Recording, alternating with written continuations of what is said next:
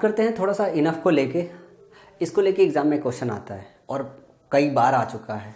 Enough देखो ना, आपका एडवर्ब भी होता है, आपका एग्जेक्टिव होता है। स्क्रीन पे क्या लगा है उसको छोड़ो, बात हमारी ध्यान से सुनो कि इनफ जो है आपका एडवर्ब भी है, एग्जेक्टिव भी है। पहचानने के लिए सिंपल सा वही बात है यार, पहचानने पे जाए ही ना, और पहचानने के तरीके मैं बता चुका हूँ। एग्जेक्टिव के पहले लगाओ, वर्ब के पहले लगाओ तो इनफ एडवर्ब है। नाउन के पहले अगर लगा दिया जाए तो एग्जेक्टिव है। तो इसको याद रखने का सबसे सही तरीका है, किसी भी नाउन के पहले अगर लगाओ इनफ तो वो क्या है, वो है आपका एग्जेक्टिव। या क्वेश्चन पूछ लेना, WH वर्ड लगा के पूछ लेना क्या इनफ है। जवाब नाउन मिले तो एग्जेक्टिव होगा, जवाब नाउन के अलावा कुछ और मिले तो एडवर्ब होगा।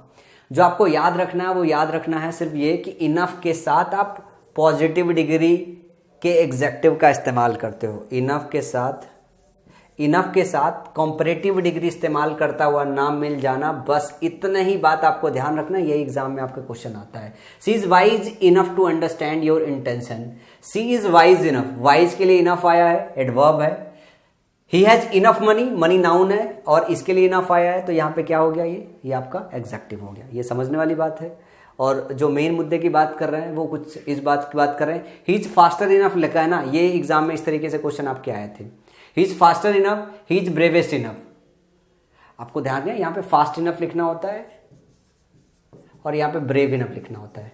ना ही कंपैरेटिव ना ही सुपरलेटिव, दोनों डिग्री का इस्तेमाल नहीं करते हो। इनफ के साथ आप हमेशा पॉजिटिव डिग्री का इस्तेमाल करते हो। ये क्वेश्चन आपके एग्जाम में आया था। कितना आसान सा कंसेप्ट है, बस यही तो याद रखना है। इनफ के साथ जो भी आप लोगे वो हमेशा पॉजिटिव डिग्री में लोगे, ना कंपैरेटिव डिग्री में लोगे, ना सुपरलेटिव डिग्री में। तो जब मैं आपको की पॉइंट मेथड से पढ़ा रहा होता हूँ और बाकी सारे टीचर आपको बड़े लॉजिक लगा लगा के समझा रहे होते हैं, तो आपको नहीं लगता है कि एग्जाम में जाओगे तो आपका ध्यान यहाँ पे जाएगा? ध्यान ही नहीं जाएगा दादा। ज्यादातर बच्चे फेल ही इसी वजह से होते हैं कि सेंटेंस सामने से गुजर जाता है और हम ध्यान ही नहीं दे पाते। इस तरीके से पढ़ाई करोगे ना तो जब भी आपके सामने सेंटेंस आएगा ना तो ये इन शब्दों को ढूंढ रहे होगे। जैसे ही शब्द मिलेगा आपका ध्यान वहीं चला जाएगा। अच्छा इनफ लगा, इसके आगे फास्टर लगा, गलत बात है, सर ने पढ़ाया था।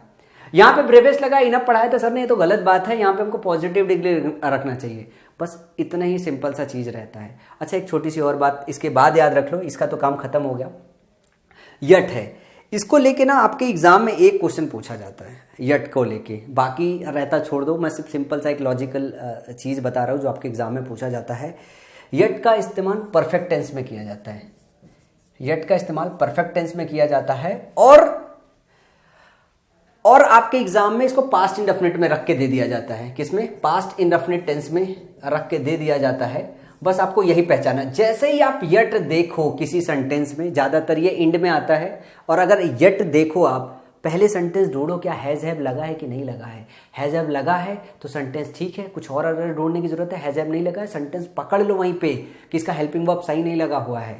जैसे the postman did not come yet, सही है सेंटेंस? नहीं, गलत। ऐसे देख के मैं येट देखूंगा, डिड देखूंगा, काट दूंगा। पास्ट इंडेफिनिट लगा हुआ है, फिर देखा हैज नॉट कम येट, सही है।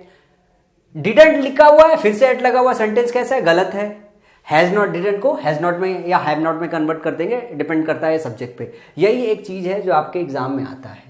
ये यट का मोमेंट से रिलेटेड होता है। ये मतलब इसकी मीनिंग को लेके, मोमेंट से लेके टाइम ऑफ स्पीकिंग को लेके है। और यट जो है आपका इंट्रोगेटिव सेंटेंस में और नेगेटिव सेंटेंस में इस्तेमाल किया जाता है। पॉजिटिव सेंटेंस में इसका यूज नहीं किया जाता है। एक और बात आपको याद रखना है, पॉजिटिव सेंटेंस में आप इसको नहीं देखोगे, ज्यादातर आप इसको नेगेटिव सेंटेंस में देखोगे या इंट्रोगेटिव सेंटेंस में देखोगे। लेकिन एग्जाम में जो चीज आपको ध्यान रखनी होती है, यट देखो, ये कीवर्ड देखो, कीवर्ड देख के सबसे पहले देखो परफेक्ट टेंस है या पास्ट टेंस है। पास्ट इंडेफिनिट टेंस है तो उसको तुरंत परफेक्ट टेंस में बदल लो, वरना उस जगह पे मार्क कर लो कि भैया इस सेंटेंस में एरर है। यही चीज है की पॉइंट से पढ़ने का। मैं पूरे अपने लेक्चर सीरीज के दौरान आपको यही सिखाऊंगा कि एग्जाम में कितने आसानी से चीजों को ब्रेक किया जा सकता है, डिकोड किया जा सकता है। अगर आप हिंदी भाषी बच्चे हो तो बगैर PhD किए हुए आप अपना पूरा का पूरा स्कोर मैक्सिमाइज कर सकते हो। Tier 1 में 45 गिरा सकते हो। अच्छा ये कुछ बेसिक सी इंपॉर्टेंट चीजें हैं जो हमने डिस्कस की है अभी तक, जो मैंने आपको एडवर्ब में पढ़ाया है। तकरीबन 7-8 पॉइंट्स ऐसे हैं जो मैंने आपको बताया है जो एग्जाम ओरिएंटेड है। पढ़ाया और भी ज्यादा चीजें, 7-8 पॉइंट है जो एग्जाम ओरिएंटेड चीजें मैंने आपको बताई है, जिसपे डायरेक्ट आपके कट टू कट एडवर्ब से एग्जाम में क्वेश्चन बनेंगे। तो अगर आप बाकी चीजें भूल भी गए तो वो 7-8 बातें जहां जहां मैंने आपको हाईलाइट की है वो परमानेंट आपके मेमोरी में होनी चाहिए। एग्जाम सेंटर पे पहुंचो, एग्जाम दो, मॉक टेस्ट दो, हर जगह होनी चाहिए। एडवर्ब से रिलेटेड कुछ स्पेसिफिक रूल है जो आपके एग्जाम में पूछे जाते हैं। ये सेट ऑफ 7-8 रूल है और ये रूल आपको मेमोराइज करना पड़ेगा, जो मैं अब आपके साथ डिस्कस करने जा रहा हूं। ये 7-8 रूल आपको परमानेंट याद रखना है, 24 घंटे याद रखना है। टहल टहल के रट्टा मार के याद रखो, कैसे भी याद रखो, पर याद रखना ही रखना है। तो सबसे पहले हम चलेंगे पहले रूल की तरफ। पहला रूल है हमारा इल्स को लेके। देखो, इल्स को लेके एक बात यह है कि इल्स को फॉलो क्या करता है? इल्स को फॉलो बट करता है। इल्स को फॉलो बट करता है और रेदर जो है, अदर जो है और अदरवाइज, 3 कीवर्ड है, रेदर, अदर और अदरवाइज। मैं फिर से इधर लिख रहा हूं, रेदर, अदर और अदरवाइज। अदरवाइज इसको फॉलो देन करता है। आप रेदर देखो तो ध्यान रखना कि सेंटेंस में देन आना चाहिए, अदर देखना तो देन आना चाहिए, अदरवाइज देखना तो देन आना चाहिए। ये कोर रिलेटिव्स हैं, मतलब ये अपने साथ ये चीजें लेके आते हैं। इल्स अपने बाद हमेशा बट लेता है। इल्स के साथ आपको देन लगा के दे देगा, इल्स के साथ सो लगा के दे देगा या कोई और कीवर्ड लगा के दे देगा। इल्स के साथ जब भी कुछ भी देगा आपको तुरंत जो है बट में कन्वर्ट करना होता है। जैसे I would rather die than beg, I would rather die than beg, क्या सही है? रेदर के बाद देन लगा हुआ है, बिल्कुल करेक्ट है। It is nothing else than sheer foolishness, it is nothing else than sheer foolishness, ये आपका कीवर्ड है इल्स और इसके बाद लगा हुआ देन, क्या सही है? इल्स के साथ क्या आना चाहिए? बट आना चाहिए। अच्छा, क्या मैंने इस सेंटेंस की मीनिंग जानने की कोशिश की? नहीं ना, लेकिन ये जरूर जानने की कोशिश की कि इल्स के बाद क्या लगना चाहिए, देन लगना चाहिए कि बट लगना चाहिए? बट लगना चाहिए। Rahul had no other alternative but, other के साथ क्या लगाया हुआ? But, to work hard. अच्छा चलो इसकी एक बार हिंदी मीनिंग भी समझने की कोशिश करते हैं। Rahul had no other alternative but to work hard. Rahul के पास कोई अल्टरनेटिव नहीं है सिर्फ कड़ी मेहनत के सिवाय। अगर आप इसकी हिंदी मीनिंग समझते हो, कोई भी टीचर आपको अच्छे से पढ़ाते हैं, इसकी मीनिंग में कहीं कुछ पता चल पा रहा है एरर है, Rahul had no alternative, no other alternative but to work hard, हमें लग जाता है बिल्कुल सही है। लेकिन अगर आपको रूल याद है, अगर आपको की पॉइंट याद है कि यहां पे लगा हुआ है अदर और सर ने कहा था देखो भैया हो रेदर, हो अदर, हो अदरवाइज, 3 कीवर्ड क्या? रेदर हो, अदर हो, अदरवाइज हो, तो हम इस्तेमाल क्या करते हैं? हम इस्तेमाल करते हैं देन का और यहां पे बट का इस्तेमाल है। तभी आप क्वेश्चन सही कर पाओगे, मीनिंग से काम नहीं चलेगा। अंग्रेजी को अंग्रेजी में, की पॉइंट को की पॉइंट में, बट को किस में बदले? देन में। Rohit has no one else, जैसे इल्स देखा तुरंत चेक करेंगे बट है कि नहीं सेंटेंस में। To talk to accept, accept दिया हुआ, एक्सेप्ट को किस में बदलेंगे भैया? एक्सेप्ट को बदल देंगे बट में।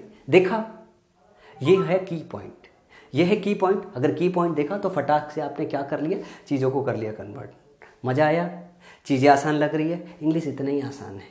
एडवर्ब सबको डिफिकल्ट लगती थी, क्या पढ़ाने के बाद डिफिकल्ट लग रहा है आपको? नहीं, अभी क्वेश्चन करोगे ना, देखना खट्ट खट्ट क्वेश्चन बनेंगे। हिंदी भाषी बच्चों को शुद्ध रूप से इंग्लिश के सारे टीचर्स बेवकूफ़ बनाते हैं, ये कह के ये पढ़ना है, ये पढ़ना है, ये पढ़ना है। अरे आप उनको पढ़ने के बाद अपनी प्रैक्टिस सीट बना के देखो, प्रैक्टिस सीट बन जाए तो टीचर 1 नंबर का भगवान है, प्रैक्टिस सेट ना बने तो 1 नंबर का शैतान है। ये मेरे ऊपर भी अप्लाई करता है। अगर मेरे पढ़ाने के बाद अगर प्रैक्टिस सेट, प्रीवियस ईयर का सेट, अगर आप प्रैक्टिस ना कर पाओ, क्वेश्चन लगा ना पाओ, तो समझ लेना हम शैतान हैं, आपको बेवकूफ़ बना रहे हैं। लेकिन अगर लग जाए तो 4 बच्चों को और रिकमेंड कीजिएगा कोर्स, ताकि उनका भविष्य ना बर्बाद हो। इसके बाद बात करते हैं इन कुछ शब्दों की, ये बड़े महत्वपूर्ण जो है रोल प्ले करते हैं आपके एग्जामिनेशन में। Seldom, never, nowhere, nothing, hardly, scarcely, neither, barely, rarely, ये सारे के सारे जो शब्द हैं ना, ये काइंड ऑफ थोड़े निगेटिव टाइप के हैं। इनके साथ नॉट का इस्तेमाल ना थोड़ा बुरा सा फीलिंग आती है, तो हम इनके साथ नॉट का इस्तेमाल नहीं करते हैं। और ये जो शब्द स्टार्टिंग में आते हैं ये डिग्री ही बता रहे हैं। Seldom, never, nowhere, nothing, hardly, scarcely, neither, barely, rarely, degree नहीं बता रहे हैं या टाइम बता रहे हैं? ये एक्चुअली टाइम बता रहे हैं। कंफ्यूज हो जाते हैं कई बार सब लोग, ये टाइम बता रहे हैं। सेल्डम प्रायः तो टाइम ही है कि कब कब आता है। नेवर और काइंड ऑफ उसमें फ्रीक्वेंसी भी आ सकती है कि आने की फ्रीक्वेंसी को लेके, लेकिन एडवर्ब ऑफ टाइम को इसको कोरिलेट कीजिए कि कभी नहीं आता है। नोवेयर, नोवेयर थोड़ा सा उससे बिल्कुल अलग है, लेकिन ये किसी अलग लॉजिक में है क्योंकि थोड़ी सी मिक्स है, मतलब एक एडवर्ब है, एडवर्ब के साथ दूसरे एडवर्ब है, इसमें कंसेप्ट थोड़ा सा अलग है। कंसेप्ट ये है कि सारे के सारे जो अलग अलग एडवर्ब लिए गए हैं सारे नेगेटिव हैं। इनके साथ जो लॉजिक है वो नॉट का इस्तेमाल इनके साथ करना गलत होता है। नॉट इनके साथ कभी भी मिले समझ जाइएगा कि ये गलत तरीके से रखे गए हैं। जैसे I rarely went to meet nobody, rarely लिया है, ये निगेटिव है, फिर नोबडी ले लिया है, तो नोबडी को आपको एनीबडी करना पड़ेगा। क्या करना पड़ेगा? नोबडी को आपको एनीबडी करना पड़ेगा ताकि सेंटेंस सही हो जाए। डबल निगेटिव सेंटेंस में इस्तेमाल नहीं करते हैं। एक चीज आपको याद रखनी पड़ेगी, सी हार्डली नोज नथिंग, नथिंग नहीं, सी हार्डली नोज, मुश्किल से ही वो कुछ जानती है, मुश्किल से कुछ नहीं जानती है, ऐसा तो बोलोगे नहीं, मुश्किल से कुछ जानती है वो। एनीथिंग होगा यहाँ पे नथिंग की जगह, तो डबल निगेटिव का इस्तेमाल नहीं करते। He hardly knows somebody in the city, somebody is okay, somebody थोड़े से लोगों को, तो ये पॉजिटिव सेंस में है। आप जो है एनी थिंग इस्तेमाल करोगे और एनीबडी इस्तेमाल करोगे, समबडी इस्तेमाल करोगे, इट्स ओके। वो शायद ही थोड़ा सा ही मुश्किल से ही किसी को जानती है, समबडी इन द सिटी। तो यहां पे आपको सिर्फ याद ध्यान रखना है कि नॉट नहीं लगाना है आपको, और निगेटिव दूसरे कोई शब्द सेंटेंस में इस्तेमाल नहीं करना है। आपको सेल्डम मिले, नेवर मिले, नोवेयर मिले, नथिंग मिले, हार्डली मिले, स्केर्सली, नाइदर, बेयरली, रेयरली, ये सारे के सारे शब्द जब मिले आपको तो इसमें देखो जो है डिग्री भी है, टाइम से भी रिलेटेड है, दूसरे एडवर्ब्स भी है, लेकिन ये जो कंसेप्ट है, ये कंसेप्ट ये है कि सारे ये निगेटिव वर्ड्स एक साथ रखे गए हैं। ये सारे निगेटिव वर्ड, चाहे वो एडवर्ब ऑफ फ्रीक्वेंसी हो, चाहे वो एडवर्ब ऑफ टाइम हो, ये सारे निगेटिव वर्ड्स है, और इन निगेटिव शब्दों के साथ सेंटेंस में दूसरा निगेटिव शब्द नहीं लेते हैं। सो आपको इस चीज को करेक्ट करना पड़ेगा। I rarely went to meet nobody नहीं, I rarely went to meet anybody, she hardly knows nothing नहीं, एनीथिंग, और I hardly know somebody in the city is quite okay sentence. ठीक है, सो इसके आगे थोड़ा सा और बढ़ते हैं, कुछ और रूल जानने की कोशिश करेंगे निगेटिव वर्ड्स को लेके। निगेटिव वर्ड्स में डिनाई भी आता है, फॉरबिड भी आता है, बहुत, अनलेस, अनटिल, लेस्ट, हार्डली, स्केर्सली, अभी रेयरली, सेल्डम तो ये पढ़ ही रहे थे निगेटिव वर्ड्स में, और ये कुछ अलग है, डिनाई, फॉरबिड और बहुत, अनलेस, अनटिल, टू, ये सारे निगेटिव है। अगर सारे निगेटिव हैं तो अगला आपका काम क्या है, इनके साथ एक और निगेटिव ऐड नहीं करोगे। एग्जाम्पल आप लोग अपने मन में करेक्ट करो, मैं यहाँ पे करेक्ट करता हूँ, आप लोग मन में करेक्ट करो। She denied that, she had not done anything, she had not done anything wrong, she denied that, she had not done anything wrong. अब इस सेंटेंस को ध्यान से देखिएगा, सेंटेंस में भी दो बातें होती है, एक तो सी डिनाइड, ये सेंटेंस हो गया, दैट के साथ आप जोड़ रहे हो, तो ध्यान रखिएगा कि अगर दो अलग अलग सेंटेंसेस जोड़े जाते हैं तो एक ही पार्ट में डबल निगेटिव नहीं होना चाहिए, एक ही पार्ट में डबल निगेटिव नहीं होना चाहिए। तो सी डिनाइड इसी वाले पार्ट में निगेटिव नहीं होना चाहिए, दैट लगाया फिर आपने दूसरा पार्ट जोड़ दिया, दूसरे पार्ट में निगेटिव हो सकता है। She had not done anything wrong, she had not done anything wrong, sentence correct है। ठीक है, both of us are not going there, both के साथ आप नॉट नहीं लगाओगे, ये सेंटेंस एक ही है। Both of us are going there होगा, नॉट गोइंग देयर नहीं होगा, both of us are going there होगा, नॉट नहीं लगाओगे। Neither of us is going there, both of us are not going there नहीं लगा सकते हो, neither of us is going there, neither negative है, यहां पे दूसरा निगेटिव वर्ड नहीं आया है, नॉट चलेगा। ठीक है, unless he will not come, I will not go, unless के साथ यहीं पे नॉट लगा हुआ है, unless he will come, I will not, दूसरे वाले पार्ट में आप नॉट लगा सकते हो, इस वाले पार्ट में नॉट नहीं लगा सकते हो, unless he comes, I will not go there. ठीक है, अच्छा एक चीज और ध्यान रखिएगा कि both of us are going there लिखा हुआ है, आर नॉट गोइंग देयर है, इस केस में जब निगेटिव सेंस में इस्तेमाल करना हो तो इसका जो करेक्ट सेंटेंस है वो नाइदर के साथ बनाते हैं, neither of us is going there, ये सेंटेंस इसका जो करेक्ट फॉर्म है इस फॉर्म में बनाते हैं। Both of us are going there is okay, both of us are going there is okay. अगर आप निगेटिव नहीं है, both of us are going there बना रहे हो, सेंटेंस ये करेक्ट है। लेकिन अगर आपको निगेटिव ही बनाना है, यही बताना नहीं जाना है, तो बोथ की जगह फिर आप नाइदर लगा के बनाते हो, neither of us is going there. और नाइदर आपको पता है कि सब्जेक्ट की तरह इस्तेमाल करोगे तो सिंगुलर होता है, इस वजह से इसके साथ इज का इस्तेमाल किया गया है। तो नाइदर का जो केसेस है वो हमने pronoun, as a pronoun neither यहाँ पे इस्तेमाल हो रहा है, सब्जेक्ट इस्तेमाल हो रहा है, ये हमने प्रोनाउन के चैप्टर में डिस्कस किया था। तो यहाँ पे ये सारे नेगेटिव, और ये आपके एग्जाम में बहुत ज्यादा पूछे जाते हैं, ये आपके एग्जाम में बहुत ज्यादा पूछा जाता है। ये जो क्वेश्चन है, ये क्वेश्चन एग्जाम में मोर देन 20-30 टाइम्स पूछा गया हुआ है। ठीक है, एक ये चीज है, मैं दोबारा से रिपीट कर देता हूं, आप लोग इस चीज को भूल भी सकते हो। Both of us are going there, इसका जो करेक्ट फॉर्मेट है, यहां पे नॉट हटा दो, both of us are going there is okay. लेकिन अगर इसको निगेटिव बनाना है तो आप बोथ को फिर नाइदर में कन्वर्ट करते हो, neither of us is going there, neither of us is going there. फिर आप इस सेंटेंस को इस तरीके से भी लिख सकते हो और यहां से नॉट लगा के भी आप करेक्ट कर सकते हो। और इस चीज को ध्यान रखने का कि सेंटेंस के एक पार्ट में डबल निगेटिव नहीं होना चाहिए, दो पार्ट में नहीं। जैसे यहां पे है सेंटेंस के दो अलग अलग पार्ट है, सी डिनाइड है, ये उसने मना कर दिया, ये सेंटेंस खत्म हो गया। दैट आपका कनेक्टर है, क्या डिनाई किया, she had not done anything wrong, she denied उसने मना कर दिया, she had not done anything wrong, ये सेंटेंस सही है। उसने मना कर दिया कि उसने कुछ भी गलत नहीं किया हुआ है, ये सेंटेंस के दूसरे पार्ट में है, सो कोई इश्यूज नहीं है इसमें। ठीक है, थोड़ा सा और रूल देखते हैं।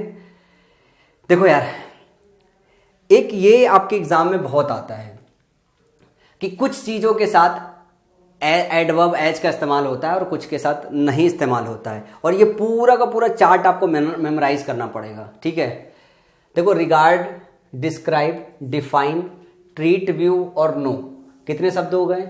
3 ये शब्द हो गए, 3 ये शब्द हो गए। ये 6 शब्द आपको याद रखने पड़ेंगे।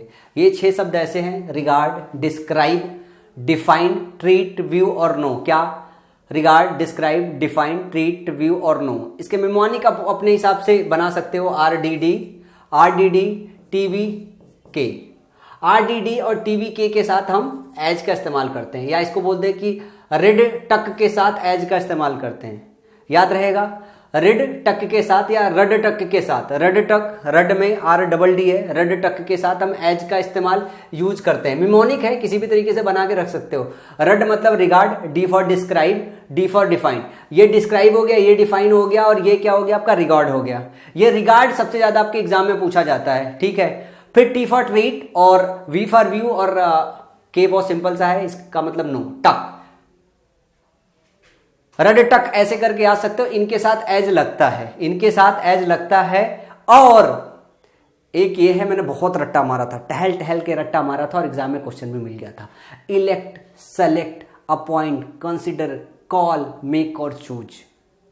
सबसे ज्यादा जो याद रखना होगा वो इलेक्ट होगा, सेलेक्ट होगा और थिंक होगा। ठीक है, ये बहुत ज्यादा है। इलेक्ट, यहां पे सेलेक्ट नहीं है, सेलेक्ट, ये 2 शब्द सबसे ज्यादा आपके एग्जाम में आते हैं। किसी को इलेक्ट करना, किसी को सेलेक्ट करना। इलेक्ट करना, सेलेक्ट करना काइंड ऑफ सेम है, याद रह जाएगा। इलेक्ट, सेलेक्ट, इनके साथ एज का इस्तेमाल नहीं करते हैं, और आपके एग्जाम में इनके साथ एज लगा के आता है। इलेक्ट, सेलेक्ट हो गया, ठीक है, ये 2 याद हो जाएंगे, सभी को याद हो जाएंगे। इसी में सेम काइंड ऑफ, किसी को किसी पोस्ट पे इलेक्ट कर रहे हो, सेलेक्ट कर रहे हो, अपॉइंट कर रहे हो। चलो चौथा भी इसी याद कर लो, मेक कर रहे हो, या किसी को चूज कर रहे हो। ध्यान से देखिएगा, किसी भी पोजीशन पे चूज करके बैठाने के लिए जितना है, किसी को कॉल करके इस पे बना रहे हो, किसी को इस पोस्ट के लिए कंसीडर कर रहे हो। अब याद रह जाएगा, कंसीडर, किसी को किसी पोस्ट पे क्या कर रहे हो। ध्यान से देखिएगा, मैं इसको रटवाए देता हूं। किसी को क्या कर रहे हो? इलेक्ट कर रहे हो। किसी को क्या कर रहे हो? सेलेक्ट कर रहे हो। किसी को इसी पे मेक कर रहे हो। किसी इस पोस्ट के लिए किसी को चूज कर रहे हो, कॉल कर रहे हो, किसी को कंसिडर कर रहे हो। ठीक है, इलेक्ट, सेलेक्ट, अपॉइंट, 3 तो ऐसे याद हो जाएंगे। इलेक्ट कर रहे हो, सेलेक्ट कर रहे हो, अपॉइंट कर रहे हो, मेक कर रहे हो, चूज कर रहे हो, कॉल कर रहे हो, कंसिडर कर रहे हो। इन सभी केसेस में आप एज का इस्तेमाल नहीं करते हो। लेकिन अगर इस पोस्ट के लिए किसी को रिगार्ड कर रहे हो, किसी को डिस्क्राइब कर रहे हो, किसी को डिफाइन कर रहे हो, ट्रीट कर रहे हो, व्यू कर रहे हो और नो कर रहे हो, इसको ऐसे याद करोगे गड़बड़ हो जाएगा। आरडीडे टक के साथ एज का इस्तेमाल करते हैं, और पोस्ट पे अपॉइंट कर रहे हो, इलेक्ट कर रहे हो, सेलेक्ट कर रहे हो, मेक कर रहे हो, चूज कर रहे हो, कॉल कर रहे हो, डिस्क्राइब कर रहे हो। सो डिस्क्राइब आपका ऊपर वाले में आ जाएगा, कंसिडर कर रहे हो। ध्यान रखिएगा कि डिस्क्राइब के साथ एज लगाते हैं, कंसिडर के साथ एज नहीं लगाते। कंसिडर्ड एज नहीं लगाते हैं, डिस्क्राइब्ड एज लगाते हैं। अब ये आपके सामने सेंटेंस है, ये आपके एग्जाम में क्वेश्चन आएगा, बहुत क्वेश्चन आता है। I regard him my brother. Regard किस में आता है? ऊपर में आता है कि नीचे में आता है? रिगार्ड ऊपर में आता है, पहले ही शब्द है। I regard him my brother, sentence सही है? नहीं। I regard him as my brother, I regard him as my brother, as यहाँ पे आपको ठोकना पड़ेगा। Regard him as my brother. Biology has been defined the study of organism. Biology has been defined, define ऊपर कहीं पे है, define है। Biology has been defined as the study of organism, यहाँ पे आपको एज लेना पड़ेगा। ये रिगार्ड के साथ, डिस्क्राइब के साथ, डिफाइन के साथ, ट्रीट के साथ, व्यू के साथ और नो के साथ आपको लेना ही लेना है। सी इज कंसिडर्ड एज लिख के आया है, और कंसिडर्ड आपका ऐसा है जिसके साथ आपको एज नहीं लेना है, एज हटा दो। द टीचर कॉल्ड, कॉल किया गया, कॉल्ड हिम स्टूपिड होता है, कॉल्ड हिम एज स्टूपिड नहीं होता है। ये एग्जाम में सेंटेंस आएगा, कभी पहचान नहीं पाओगे। The principal appointed him lecturer, ना कि as lecturer. He thinks her, think है ना, अब थिंक ढूंढ लो किस में है, थिंक आपका किस में है, नीचे वाले में है, एज हटा दो आप, याद रह जाएगा। रेड टक के साथ एज लगाते हैं और किसी भी पोस्ट पे सेलेक्ट करने का, अपॉइंट करने का, इलेक्ट करने का, मेक करने का, चूज करने का, कॉल करने का, कंसिडर करने का एज का कोई लेना देना नहीं होता है। रूल याद रहेगा, बड़े प्यार से रूल रटवाया है, रट्टा मारना पड़ेगा, भूलोगे फिर से रिवाइज कीजिएगा, मेरा वीडियो 2x मोड पे डाल के रिवाइंड कीजिएगा, तभी आपको याद आएगा, ठीक है। इसके बाद थोड़ा सा और आगे बढ़ जाते हैं।